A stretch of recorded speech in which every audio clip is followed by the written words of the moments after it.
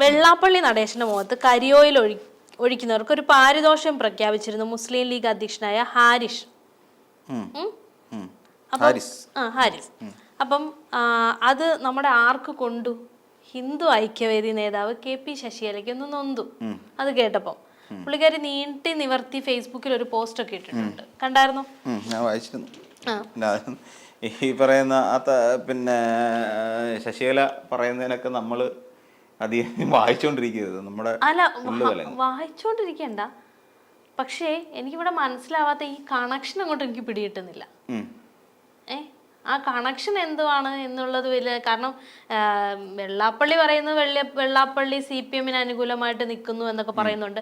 പക്ഷെ ശശികലയുടെ പോസ്റ്റ് വായിച്ചപ്പം വെള്ളാപ്പള്ളിയെ ഞങ്ങൾ ഇങ്ങനെ എടുക്കുക എന്നുള്ള ഒരു ധ്വനി അതിനകത്തുണ്ട് എന്ന് എനിക്ക് തോന്നി.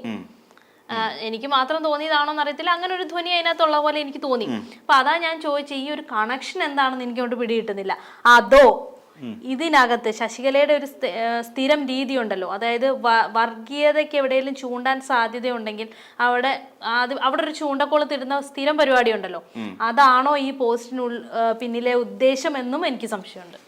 ഇതില് നമ്മൾ കാണേണ്ടത്, ഇപ്പോ ലീഗ് എന്ന് പറയുന്ന ഒരു പാർട്ടിക്ക് ഇവിടെ എന്തൊക്കെയോ കിട്ടി എന്ന് പറയുന്ന ഒരവസ്ഥയിലാണ് വെള്ളാപ്പള്ളി നടേശൻ ഈ കഴിഞ്ഞ കുറേ കുറേ മാസങ്ങളായി ഇത് ഈ പറയുന്ന മുസ്ലിം ലീഗിന് എതിരായി ഈ ചൂണ്ടയിട്ടുകൊണ്ട് നടക്കുന്നത്. എന്ന് വെച്ചാൽ ശരിക്കും നമ്മുടെ മതേതരത്വം അവകാശപ്പെടുന്ന നമ്മുടെ കേരളം പോലെ ഒരു നാട്ടിൽ നമുക്ക് ഇത്തരത്തിലുള്ള പ്രസ്താവനകൾ ശരിക്കും മോശമാണ്. മോശമെന്ന് പറഞ്ഞാലും പോരാ, നീതിക്ക് നിരക്കാത്തതെന്ന് പറയും. നീതിക്ക് നിരക്കാത്തതെന്ന് പറഞ്ഞു കഴിഞ്ഞാൽ കേരളത്തിൽ ഇവിടെ ഹിന്ദുക്കളെന്നോ മുസ്ലിങ്ങളെന്നോ ഉള്ള വേറുകൃത്യമൊന്നുമില്ല. ഇപ്പോൾ ഒരു പൊളിറ്റിക്കൽ ഒരു ഗ്രൂപ്പ് ഉണ്ടായി കഴിഞ്ഞാലും ഒരു രാഷ്ട്രീയ പാർട്ടി എന്നുള്ള നിലയിൽ നിന്നുകൊണ്ട് രാഷ്ട്രീയ പാർട്ടിയെക്കുറിച്ച് ചിന്തിക്കുമ്പോൾ ഇപ്പോൾ ഇടതുപക്ഷം എന്ന് പറയുന്ന ഒരു രാഷ്ട്രീയ പ്രസ്ഥാനത്തിൽ അസീഫുണ്ട്, അതോടൊപ്പം പിണറായി വിജയനും ഉണ്ട്. അങ്ങനെ തുടങ്ങിയ ഒരുപാട് ആളുകൾ പ്രവർത്തിക്കുന്ന ഒരു മേഖല കൂടിയാണ് ശരിക്കും രാഷ്ട്രീയം. UDF എടുത്ത് നോക്കിക്കഴിഞ്ഞാൽ UDF-ലും ഉണ്ട്. UDF-ൽ നിന്ന് മാത്രമല്ല കോൺഗ്രസ് പാർട്ടിക്കുള്ളിലുണ്ട്. ഈ പറയുന്ന ഷാഫി പറമ്പിലുണ്ട്, രാഹുൽ മാങ്കൂട്ടത്തിലുണ്ട്, രമേശ് ചെന്നിത്തലയുണ്ട് എന്ന് പറഞ്ഞാൽ അവിടെയും പിന്നെ ഇയാളും ഉണ്ട്. നമ്മുടെ എന്താ പറയാ, ഇപ്പൊ മിണ്ടാട്ടം ഇല്ലാതെ നടക്കുന്ന ഒരു കക്ഷിയുണ്ടല്ലോ, KPCC അധ്യക്ഷൻ സണ്ണി ജോസഫ്. അപ്പൊ എല്ലാവരും കൂടെ ഉൾപ്പെടുന്നതാണ് എപ്പോഴും ഒരു രാഷ്ട്രീയ പാർട്ടി എന്ന് പറഞ്ഞാൽ. വെള്ളാപ്പള്ളി നടേശനെ സംബന്ധിച്ചിടത്തോളം വെള്ളാപ്പള്ളി നടേശൻ പകല് ഒരു ഇടതുപക്ഷവും രാത്രി വർഗീയവാദിയുമാണ്. വർഗീയവാദി എന്ന് തന്നെ പറയുന്നത് കുറച്ചുകൂടെ ശരിയാണ് എന്ന് എനിക്ക് തോന്നുന്നു.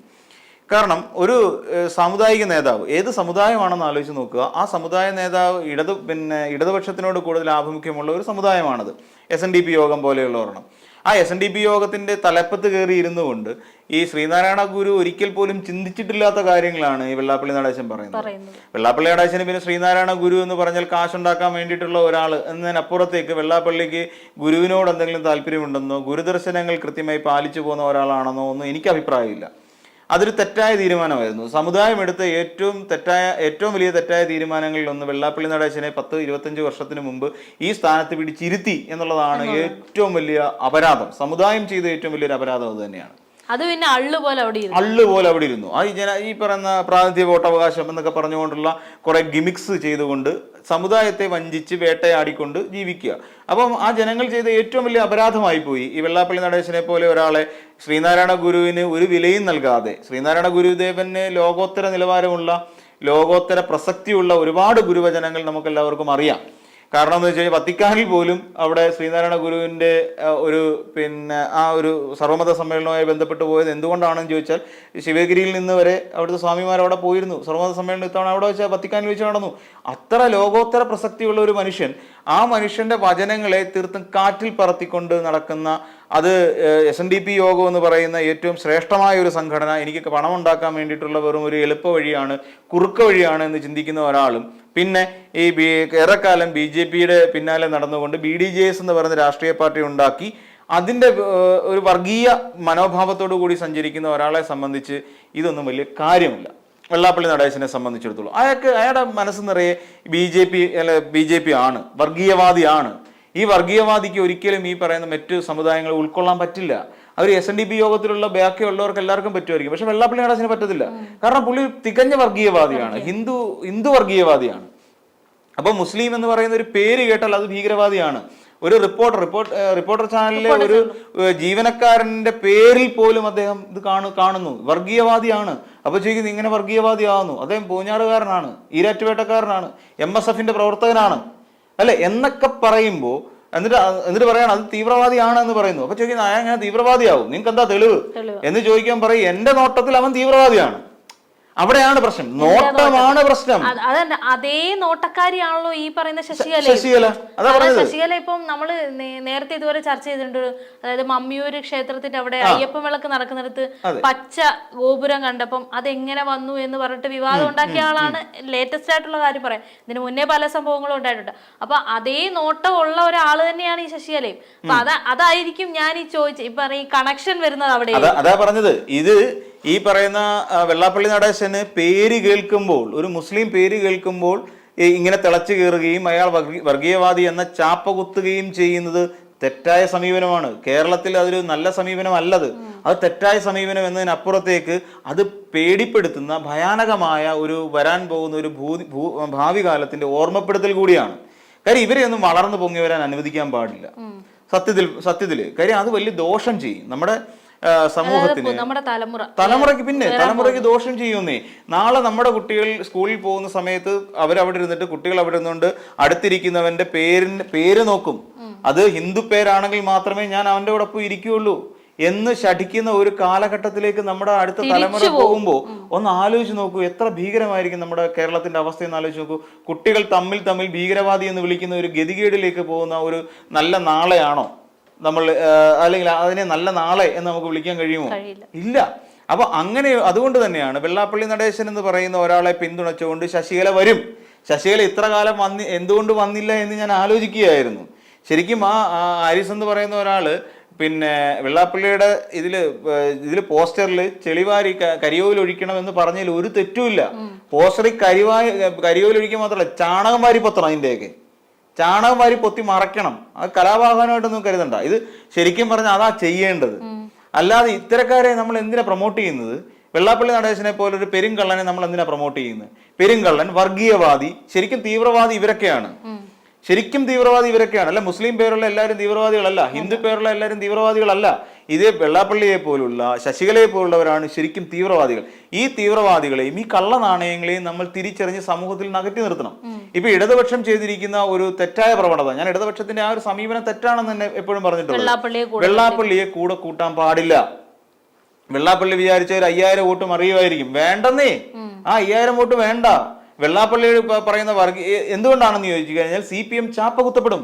CPM ഈ രീതിയിൽ പിന്നെ ന്യൂനപക്ഷ വിരുദ്ധരാണ് എന്നുള്ള ഒരു ഗതികെട്ട പേര് CPM ചാർത്തപ്പെടും. അങ്ങനെ ചാർത്തപ്പെട്ടാൽ മതേതരത്വ പാർട്ടി എന്നുള്ള നിലയിൽ അഹങ്കരിച്ച് നടക്കാൻ CPM കഴിയില്ല. ഇവിടെ നടക്കുന്ന ഹിന്ദു വർഗീയതയ്ക്കെതിരെ സന്ധിയില്ലാ സമരം പ്രഖ്യാപിച്ചു എന്ന് പറയുന്ന സംഘപരിവാർ അജണ്ടകൾക്കെതിരെ ശക്തമായി പോരടിക്കുന്ന ഒരു പാർട്ടി എന്നുള്ള നിലയിൽ എന്നും CPM പ്രാധാന്യമുണ്ട്. ആ പ്രാധാന്യം CPM നഷ്ടപ്പെടാൻ പോവുകയാണ് ഈ പറയുന്ന വെള്ളാപ്പള്ളിയെ പോലുള്ളവരെ ചുമന്നുകൊണ്ട് നടന്നാൽ.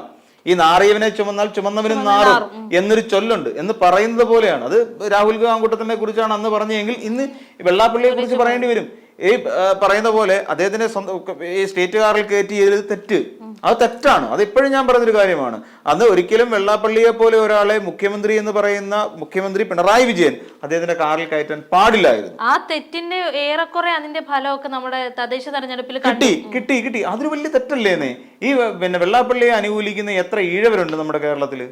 ചുരുക്കമായിരിക്കും വെള്ളാപ്പള്ളി അനുകൂലിക്കുന്ന. കാര്യം എന്ന് വെച്ചാൽ വെള്ളാപ്പള്ളിയുടെ പങ്ക് പറ്റി ജീവിക്കുന്ന കുറച്ച് പേരല്ലാതെ ഒറ്റ ഈഴവരില്ല വെള്ളാപ്പള്ളിയെ അനുകൂലിക്കുന്നവർ. കാര്യം വെള്ളാപ്പള്ളി ഏറ്റവും വലിയ തെറ്റാണ് എന്ന് ചിന്തിക്കുന്നവർ തന്നെയാണ് എല്ലാവരും.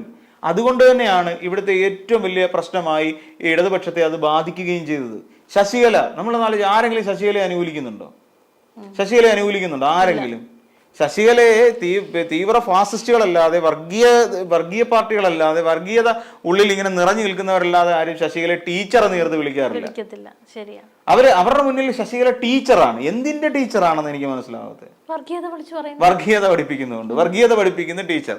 ഇവര് ശരിക്കും പറഞ്ഞു കഴിഞ്ഞാല് ഇവരൊക്കെ ഈ സമൂഹത്തിന്റെ പൊതുധാരയിൽ ഒരിക്കലും ഉണ്ടാകാൻ പാടില്ലാത്ത. ശരിക്കും പറഞ്ഞു കഴിഞ്ഞാൽ ഇവരൊക്കെ മാത്രമേ ഇങ്ങനെ വിളിച്ചു പറയുന്നുള്ളൂ, വർഗീയത വിളിച്ചു പറയുന്നുള്ളൂ എന്ന് എനിക്ക് തോന്നുന്നു. അതിങ്ങനെ ഈ പബ്ലിക്കലി പറയാൻ അവർക്കൊരു മടിയില്ലെന്നുള്ളതാണ്.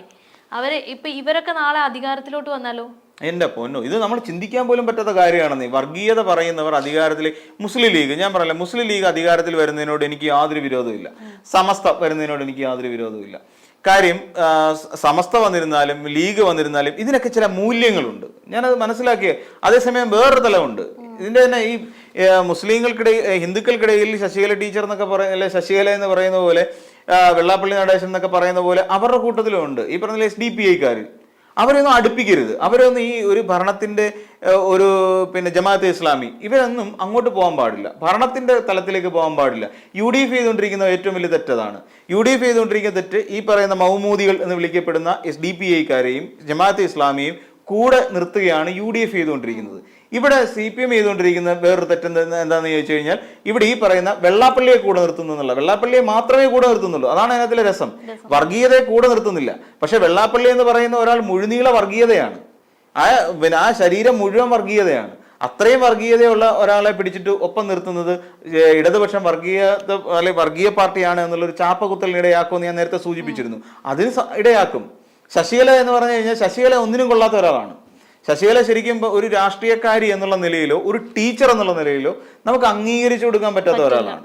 കാര്യം ഒരു തലത്തിൽ പോലും ശശികലയ്ക്ക് കേരളത്തിന്റെ ഒരു രാഷ്ട്രീയ ഭൂപടത്തിൽ പ്രാധാന്യമില്ല. രാഷ്ട്രീയത്തിന്റെ ചരിത്രം എഴുതിയാൽ പോലും ശശികല എന്ന് പറയുന്ന ഒരാള് ഒരു 50 വർഷം കഴിഞ്ഞിട്ടാണെങ്കിൽ പോലും ശശികലയുടെ പേര് ഉണ്ടാവാൻ പാടില്ല എന്ന് ആഗ്രഹിക്കുന്ന ഒരാളാണ് ഞാൻ. അങ്ങോട്ട് പോകണ്ട, വേണേ പുറകിലോട്ട് എഴുതാം. ഒരു 1000 ഒരു 500 വർഷമൊക്കെ കഴിഞ്ഞിട്ട്, അല്ലെങ്കിൽ 1000 ഒരു 100 വർഷം കഴിഞ്ഞിട്ട് നമ്മുടെ കേരളത്തിന്റെ ഒരു രാഷ്ട്രീയ ചരിത്രം രചിക്കപ്പെടുകയാണെങ്കിൽ അതിൽ ഒരിക്കൽ പോലും ശശികലയുടെ പേര് ഉണ്ടാകാൻ പാടില്ല എന്ന് ആഗ്രഹിക്കുന്നുണ്ട് ഞാൻ. കാരണം അത്രയ്ക്ക് വിഷമാണത്. അത് ഈ കുട്ടികൾ, പുതിയ ട്രോളന്മാർ കുട്ടികളൊക്കെ അവരെ വിളിക്കുന്നത് ശരിയാണ്. ഈ ശശികലയ്ക്ക് പകരം വിഷകല എന്ന് വിളിക്കുകയും അവരെ പാമ്പിനോട് ഉപമിക്കുകയും ചെയ്യുന്നതൊക്കെ വളരെ, എനിക്ക് തോന്നുന്നു, വളരെ ജെന്യുവിനാണ്. കാരണം അത് അവരെ കൊണ്ട് മാത്രമേ ഇത്തേക്ക് വിഷം തുപ്പാൻ പറ്റുള്ളൂ. അതാണ്. അപ്പം അങ്ങനെയുള്ള ഒരു വർഗീയത നമ്മുടെ സമൂഹത്തിന് ചേരുന്ന ഒരു പ്രവണത അല്ല എന്നുള്ളതാണ് എൻ്റെ ഒരു പക്ഷം. പിന്നെ ഈ ശശികലയെ സംബന്ധിച്ചിടത്തോളം ശശികലയെ എപ്പോഴും ഒരു തീണ്ടാപ്പാട് അകലം നിർത്തണം എന്നുള്ളതാണ് നമ്മുടെ സമൂഹത്തിലുള്ള എല്ലാവരും ചെയ്തേണ്ട ഒരു കാര്യം. അതിലിപ്പം BJP ആണെങ്കിൽ പോലും BJP അക്കാര്യത്തിൽ കുറച്ചൊക്കെ ശ്രദ്ധ പുലർത്തുന്നുണ്ട്. കാരണം എന്ന് വെച്ച് കഴിഞ്ഞാൽ BJP ഒരു ഔട്ട്റീച്ചിന് ശ്രമിച്ചുകൊണ്ടിരിക്കുകയാണ്.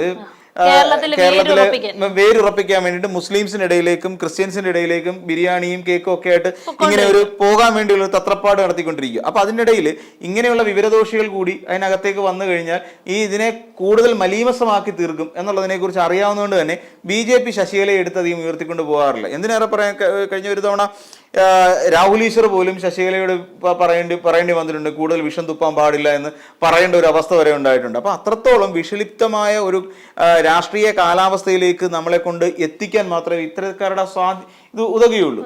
പിന്നെ വെള്ളാപ്പള്ളി എന്ന് പറയുന്ന ഒരാള് എനിക്ക് തോന്നുന്നില്ല കുറച്ചാളുടെ കഴിയുമ്പോൾ അദ്ദേഹത്തിന് ഒന്നാമത് പ്രായമേറി വരുന്നു, പിന്നെ തലയ്ക്കത്ര നല്ല അവസ്ഥയൊന്നും പ്രായമേറി കഴിയുമ്പോഴത്തേക്ക് ആളിന് ഈ മാനസിക വിഭ്രാന്തി ബാധിക്കും. ഇനി ഒരു പക്ഷെ ആ വിഭ്രാന്തിയുടെ എന്താ പറയുക ബഹിർസ്ഫുരണമാണോ നമ്മൾ ഇതിലൂടെ കാണുന്നതെന്ന് അറിയില്ല.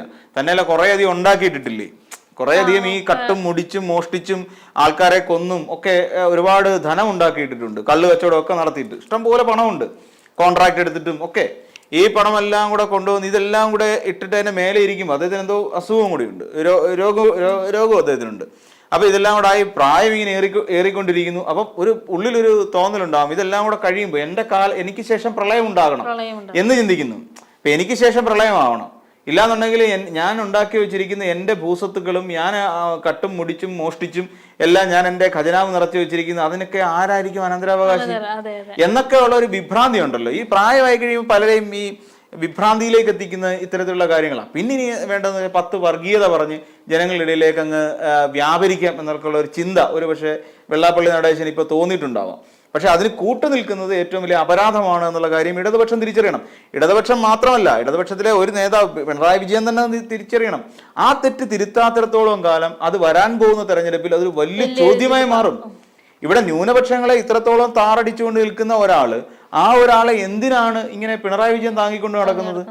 ഇപ്പം VD സതീശൻ അടക്കം പറഞ്ഞു തുടങ്ങി, പിണറായി വിജയന് വേണ്ടിയിട്ട് സംസാരിക്കുന്ന ഒരാളാണ് ഈ പറയുന്ന ഈ വെള്ളാപ്പള്ളി എന്ന് പറഞ്ഞു തുടങ്ങി. അപ്പൊ ആ ഒരു തലത്തിലേക്ക് എന്തിനാണ് ജനങ്ങൾക്കിടയിൽ ഒരു ടോക്ക് കൊണ്ടെത്തിക്കുന്നത്? ഇത് ചർച്ച ചെയ്യപ്പെടുന്ന എവിടെയെന്നറിയോ? ഒരു വലിയ ന്യൂനപക്ഷം ഉണ്ടെന്നേ. ഇവിടെ നന്നായി പ്രവർത്തിച്ചു പോരുന്ന, നന്നായി ജീവിച്ചു പോരുന്ന ഒരു വലിയ വിഭാഗം ന്യൂനപക്ഷം നമുക്കുണ്ട്, നമ്മുടെ കേരളത്തിലുണ്ട്. ഇന്നും അമ്പലങ്ങളിൽ പോയി അമ്പലങ്ങളിൽ ക്യൂ നിൽക്കുന്നവർക്ക് വെള്ളം കൊണ്ട് കൊടുക്കുന്ന ഒരു പറ്റം നല്ല ഒന്നാന്തരം മുസ്ലിങ്ങളുണ്ട്. BJP-ക്കാർ അവരെ ദേശീയ മുസ്ലിം എന്നൊക്കെ വിളിക്കും. ആ കൂട്ടത്തിൽ അവരുടെ കൂട്ടത്തിൽ ഒരാളുണ്ടല്ലോ, അലി അക്ബറിനെ പോലെ രാമസിംഹൻ എന്ന് പേരും മാറ്റി കയറിയ കുറെ പൊട്ടന്മാരുണ്ട്. അപ്പം അതുപോലെ ഇവർക്ക് വേണ്ടിയിട്ട് നിൽക്കുന്ന കുറേയധികം ആൾക്കാരുണ്ട്, നല്ല മുസ്ലിങ്ങളുണ്ട്. അവർക്ക് വേണ്ടിയിട്ട് അല്ലെങ്കിൽ അവരെന്താണ് ചിന്തിക്കുക, ഇടതുപക്ഷം ഞങ്ങളിൽ നിന്ന് അകലുന്നു.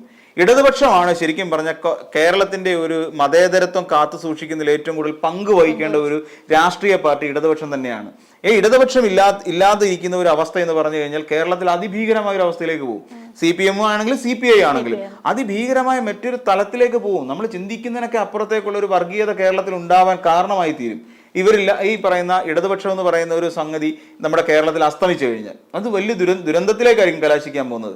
നമ്മൾ ഈ പറയുന്ന ഇന്ന് നമ്മൾ നിൽക്കുന്ന 21-ാം നൂറ്റാണ്ടിലാണെങ്കിൽ BJP എത്തിക്കഴിയുമ്പോഴേക്കും നമ്മൾ ഏകദേശം വീണ്ടും ഒരു 16-ാം നൂറ്റാണ്ടിലേക്ക് തിരികെ നടക്കും.